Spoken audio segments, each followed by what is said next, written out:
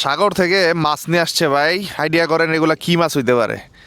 মাশাল্লাহ মাশাল্লাহ ভাই, কি কি মাছ একটু দেখান তো আপনি, আমরা তো সমুদ্রের মাছ অত নাম জানি না, একটু দু একটা হাতে নিয়ে বলেন কোনটা কি মাছ। এই বগ্ন মাছ, এই এটা কি মাছ? বগ্ন।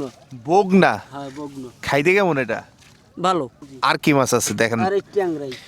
আর এই সর্বনাশ, এটা লোকে আছে সমুদ্রের ট্যাংরা না? হ্যাঁ হ্যাঁ। এটা চিংড়ি তো বুঝি, এটা লাল কালার কে বাঘের মতো। হ্যাঁ এটা তো বাঘের কালার মতো। Tiger tiger. এর লেগে নামই কি টাইগার চিংড়ি? হ্যাঁ টাইগার চিংড়ি। মাশাআল্লাহ। পোমা বলতে পোয়া মাছ বলি হ্যাঁ যেটা আমরা। পোয়া মাছ, আপনারা বলেন পোয়া মাছ, আমরা বলি পোমা মাছ। এটা হচ্ছে কি কিন্তু সমুদ্রের, আবার নদীর ভাই ভাই কেউ ভুল করিয়েন না। নদীর নেট। এগুলা কি বেচা যায় এত ছোট কাঁকড়া? হ্যাঁ এত ছোট কাঁকড়া বেচা যায়? হ্যাঁ এই ছোট, একবারে ছোট হুম। বেচা যায়? না এ বেচা যায় না। আপনার আর খাই দিব না? হ্যাঁ খায়। আর আর কি আছে দেখেন দিই।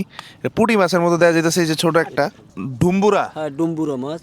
আচ্ছা, এর ভিতরে কমেন্ট করে একটু জানান যে এত পদের মাছের নাম আপনারা জানতেন কিনা আমার আগে। আচ্ছা, আর নতুন কোনো মাছ আছে কিনা দেখেন তো চাচা। নাই, আর এই হচ্ছে ডাড়ি মাছ।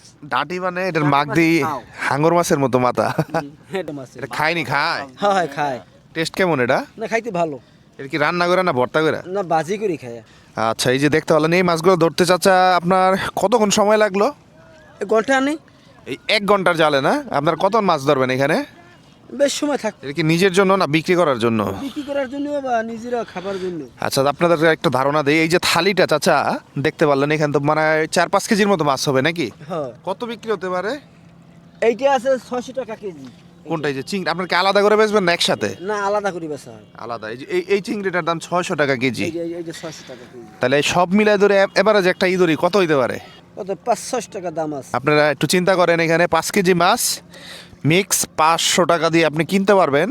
সামুদ্রিক মাছের তো টেস্ট মাশাআল্লাহ খুব ভালো হয়। আচ্ছা ঠিক আছে, এটা নিয়ে কি আবার চলে যাবেন সমুদ্রে? হ্যাঁ এই খেয়ে দেব। এই বিশাল বড় একটা আবার জাল হচ্ছে, এখানে খেয়ে দেওয়া হবে। এই যে ওনারা কিন্তু প্রস্তুতি নিতেছে। এটা হচ্ছে কুয়াকাটায়, যে মাত্র সূর্য উঠলো এখন গঙ্গামতিতে আছি আমরা, তাই না? চাচার নাম শাকিল মোল্লা। শাকির মোল্লা চাচার সাথে কথা বললাম। ধন্যবাদ চাচা আপনাকে।